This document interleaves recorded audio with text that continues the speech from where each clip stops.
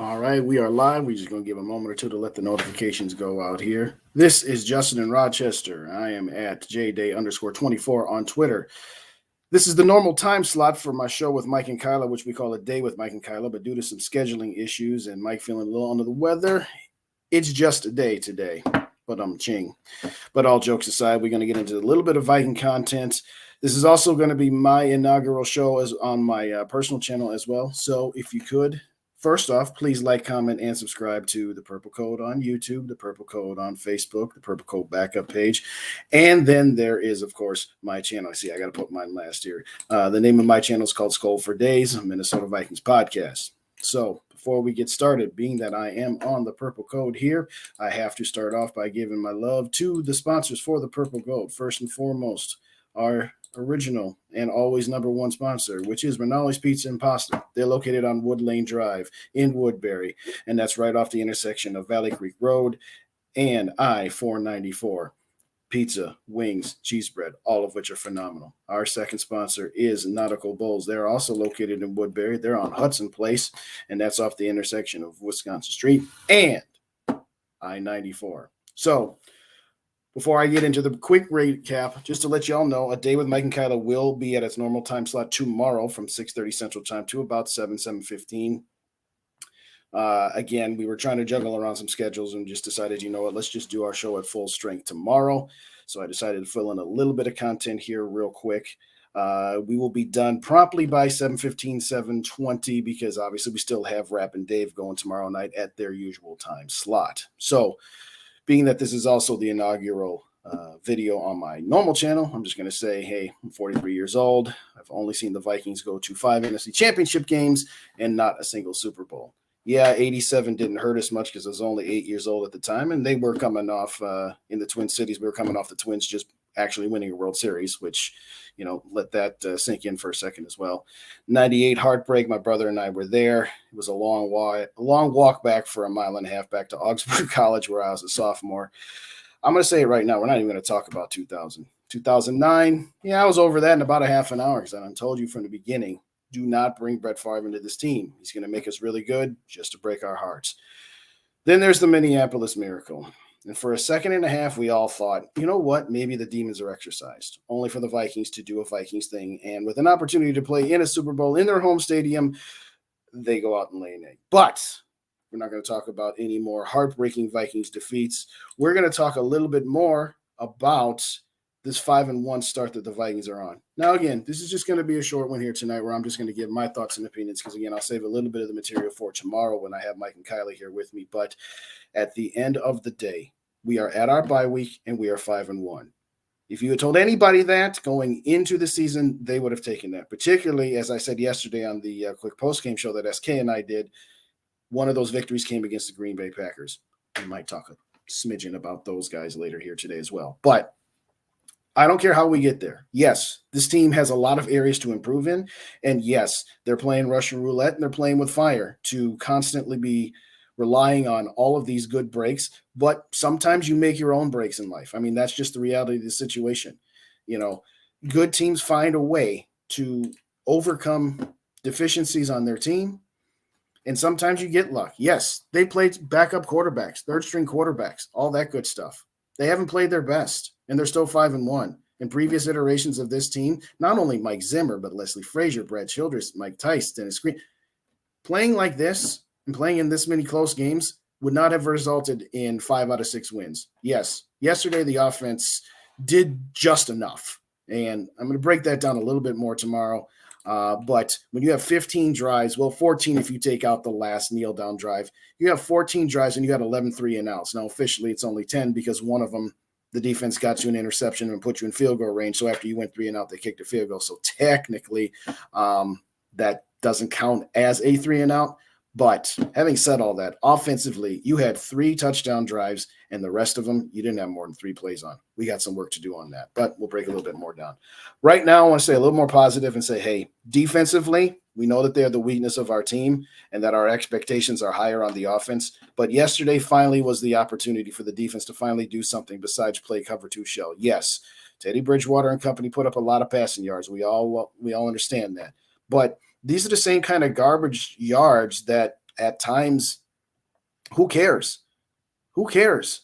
The Vikings were completely in control of that game when it mattered. Yes, once the Vikings got up 2 touchdowns, it was a little too easy for the Dolphins to go down and score. And yes, they got some luck, but Harrison Smith made some plays yesterday, particularly punching out that ball and causing that fumble before the Dalvin Cook dagger there. So, yes, there's a lot of areas to work on. Do I think this Vikings team at the moment is a Super Bowl contender? Probably not. Do I think that they are in the driver's seat for their division and this division is theirs to lose at this point? Yes, I do, which by definition means you're going to get a home playoff game. And then, we'll see where the chips fall at that point. Absolutely. Do I still want to see more from this team? Yes, I do. And as I have said on multiple platforms, on multiple episodes, the honeymoon period is over as of this moment for this.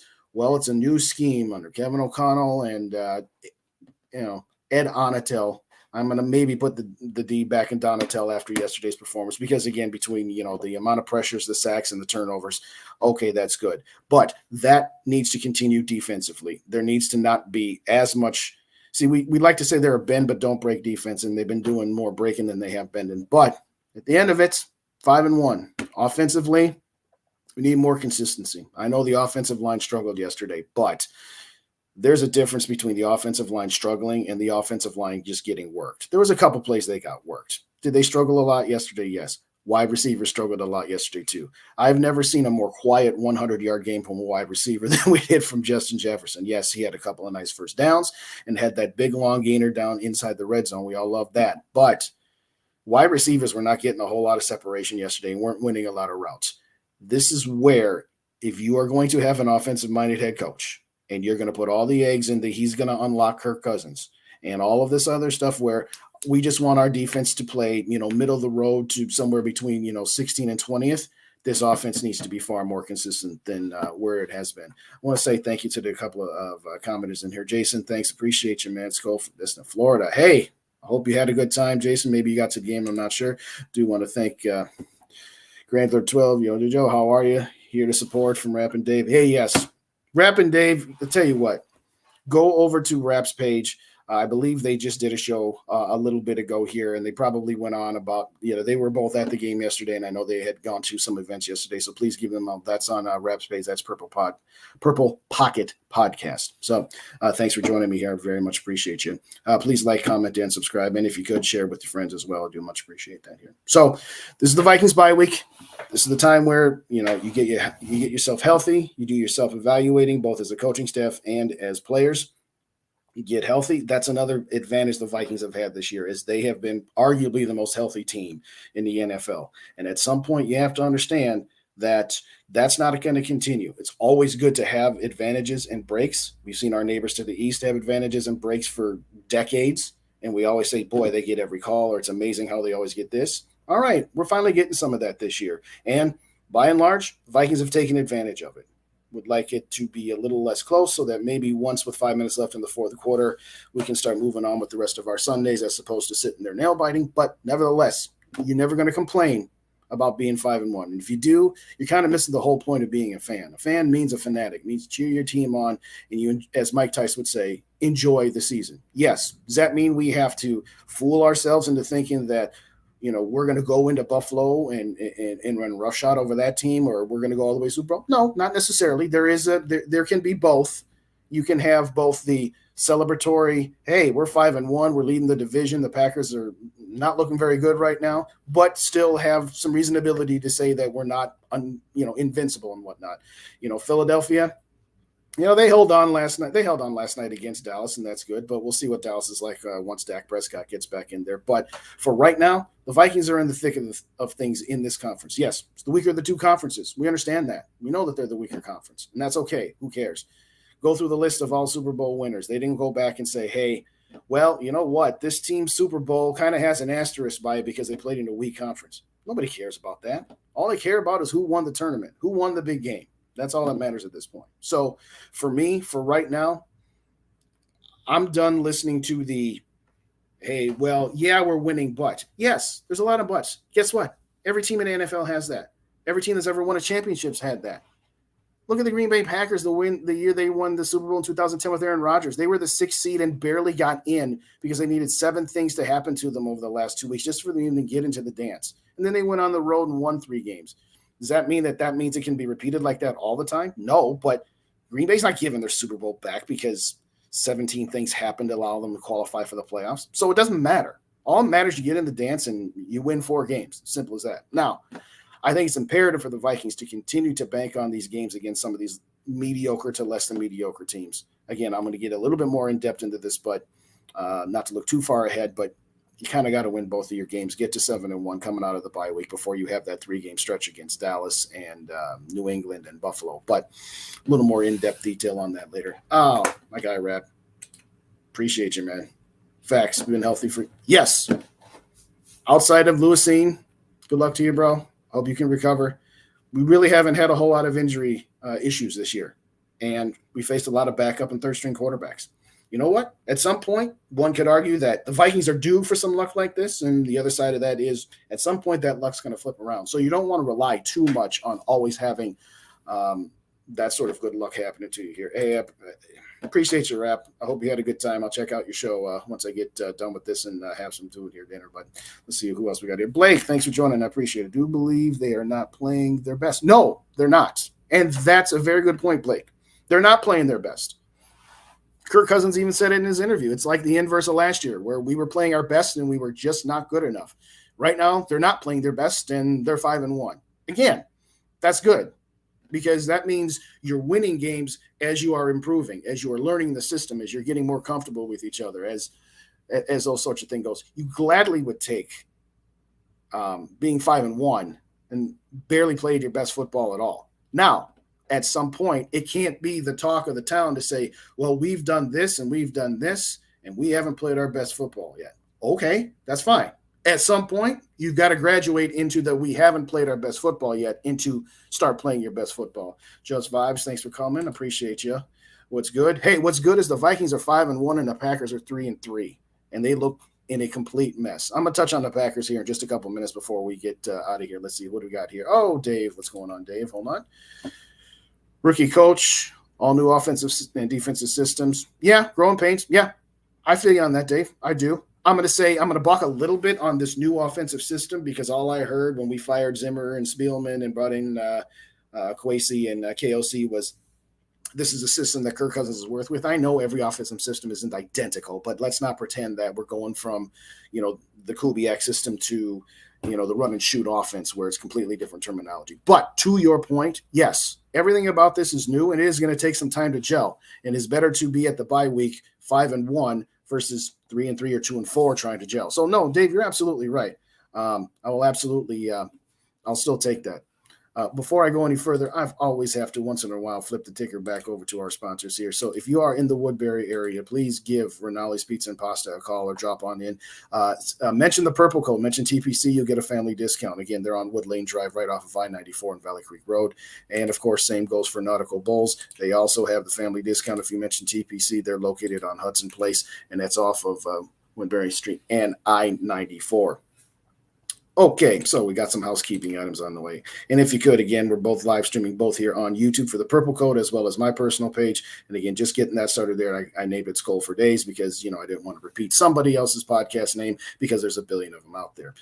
Let's see, let's get this back on here. Also, some other housekeeping items here while we're at it here. Again, normally from 6:30 to 7:15 Central Time is the show that I do with Mike and Kyla. It's called The Day with Mike and Kyla. Don't ask me how I got lead billing on there, being that they're the ones who let me join their show. But having said that, we will be airing tomorrow from 6:30 to 7:15 Central Time, leading into our normal Tuesday night crew, which are my boys Rap and Dave. They'll be on at 9 o'clock Eastern, so about 8 o'clock. So we're going to have the back-to-back shows tomorrow night. We'll try to keep ours a little bit less because normally we kind of recap and then, talk a little bit of Monday Night Football, which obviously won't need to do that here now.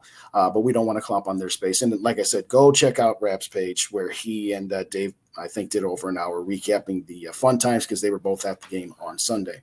All right, let's get back to some of these comments here. Yeah, I see you, Rap. I got you when I'm done here. That's fine. Dave, Blake brings up another great point here. Defensive play calling. Bring in extra pressure in the end results. They just don't do it often. That is a point of contention that I have had with SK, that I've had with Rap, and I've had with Mike.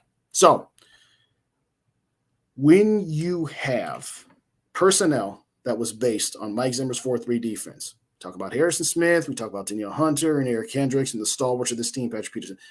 For those guys, other than Peterson, they've been playing the 4-3 for years. Now, they're professional athletes, they're professional football players. It's not like, oh, it's a whole new system, then they can't play at all. But I will say this. I think some of the play calling is knowing that while you have Patrick Peterson, who is in the twilight of his career, and yes, Cam Dantzler's up and coming, I think there are times that Ed Donatel probably doesn't feel comfortable blitzing all the time because, again, we've seen how this secondary is. It's a bend but don't break issue.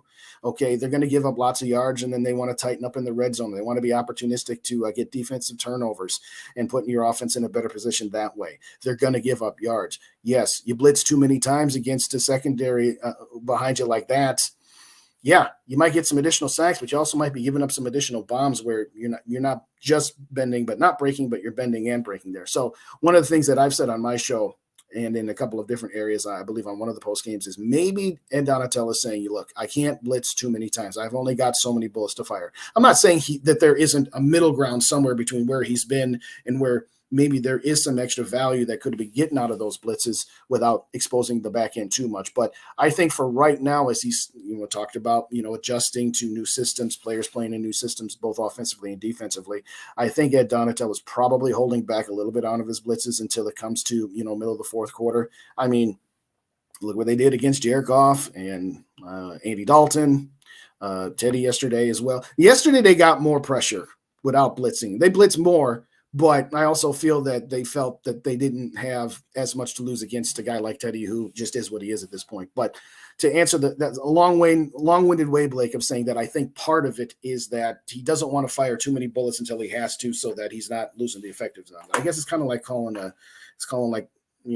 Justin Jefferson bomb every single play. Well, you can't do that on every single play there. But good question, Blake. I do appreciate it there.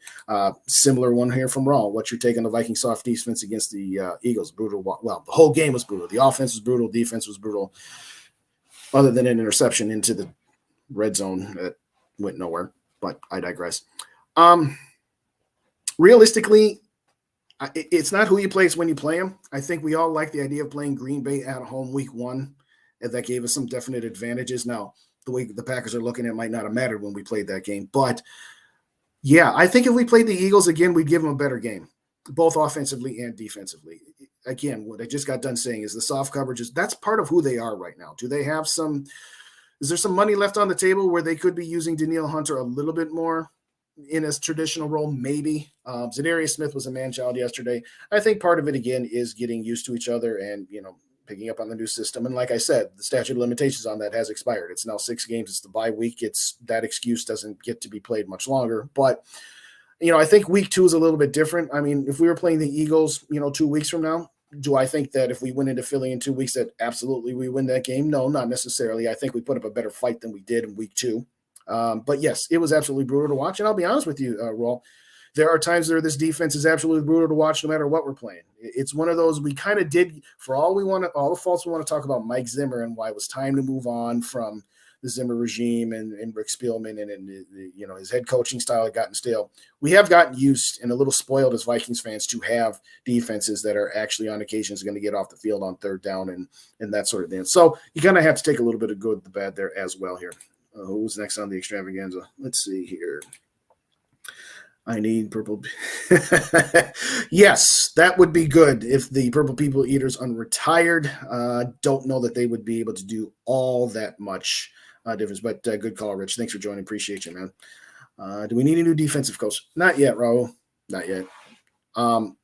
There were times out of frustration where I jokingly said on our show last week, I'm going to call him E. Onatel because, there's no D in Ed Onatel's defense right now. I'm putting the D back in there for right now, at least for this week. We'll see what happens against Kyler Murray, as inconsistent as he may be. He's still a scrambling quarterback. So at the end of it, for me, it's still pack a lunch there.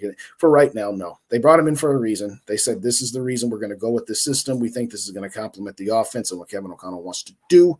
So for right now, no. I mean, I'm not going to say that Ed Donatel is, sign him up for a 5-year ironclad contract. No, he's still got room to improve, and there's still things that defensively this team needs to do better. And part of it is the play calling by the coaching staff, finding that sweet spot. Thank you, David. Much appreciate you there. So let's see who I thought I saw one other comment here that I didn't quite get to.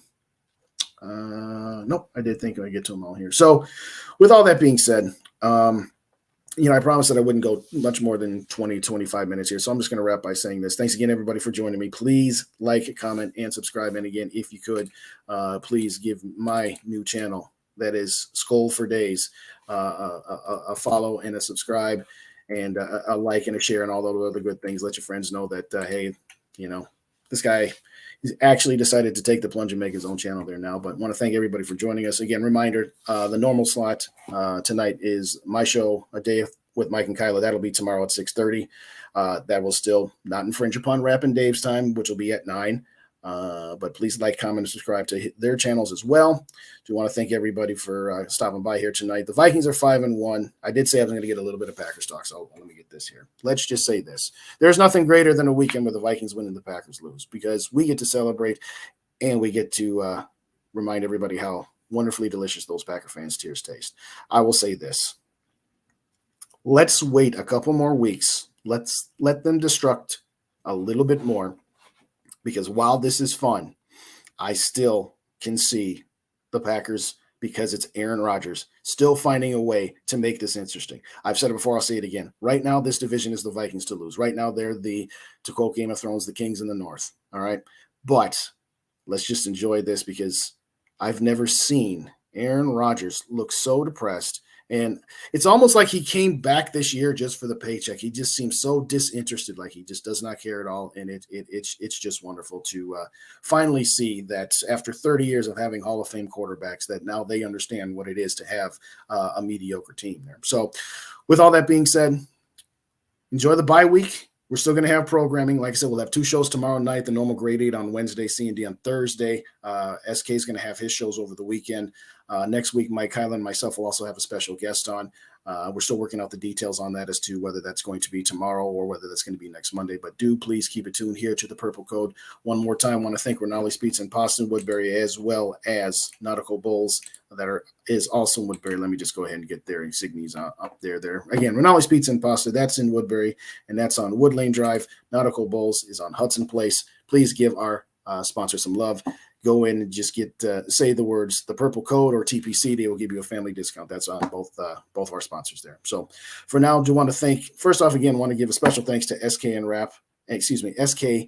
Rick, who are the trailblazers of the Purple Code, who have allowed me to have the platform to do the Day with Mike and Kyla show, as well as occasionally sit in on some of the pre-post and halftime shows, for allowing me to hone the ability to sit here and talk, to have some wonderful partners and a wonderful community of content creators that have helped me and encouraged me to show me how to do this thing. And hopefully I can do a good enough job to do them well, but do want to thank SK and Rick for giving me the platform that they have.